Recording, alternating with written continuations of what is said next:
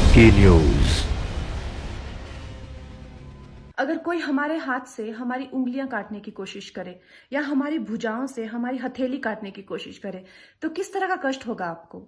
वही कष्ट पहुंचाया है चाइना ने हमें लद्दाख पर अपनी लालची नजरें गड़ा के, और वहां हमारी सीमा का एक एक इंच बचाते हुए हमारे 20 जवान शहीद हो गए हैं। क्या भूल पाएंगे आप उनकी माओं के आंसू, उनकी विधवाओं की चीखें और उनके बच्चों के दिए बलिदान को। क्या ये सोचना ठीक है कि सेनाओं का जो सरहदों पे जो युद्ध होता है वो सिर्फ सेनाओं का होता है, वो सिर्फ सरकार का होता है? क्या उसमें हमारा कोई योगदान नहीं है?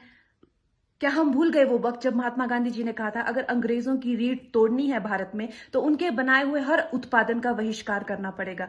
तो क्या ये जरूरी नहीं है कि हम भी इस युद्ध में हिस्सा लें, क्योंकि लद्दाख सिर्फ एक जमीन का टुकड़ा नहीं है, भारत की अस्मिता का एक बहुत बड़ा हिस्सा है, भारत की हथेली है। हम उसे किसी तरह से इस दुश्मनों के उनके गंदे इरादों में सफल नहीं होने दे सकते।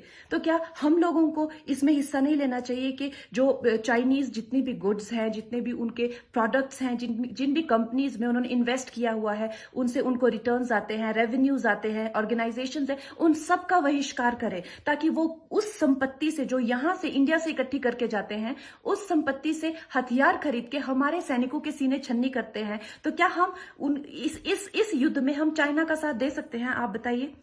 ये क्या हमारा कर्तव्य नहीं है कि हम अपनी सेनाओं का और अपने सरकार का साथ दें? तो हमें प्रतिज्ञा लेते हैं कि हम आत्मनिर्भर बनेंगे और चाइनीज गुड्स को बिल्कुल बॉयकॉट करेंगे और इस युद्ध में हिस्सा लेके भारत को जिताएंगे। जय हिंद।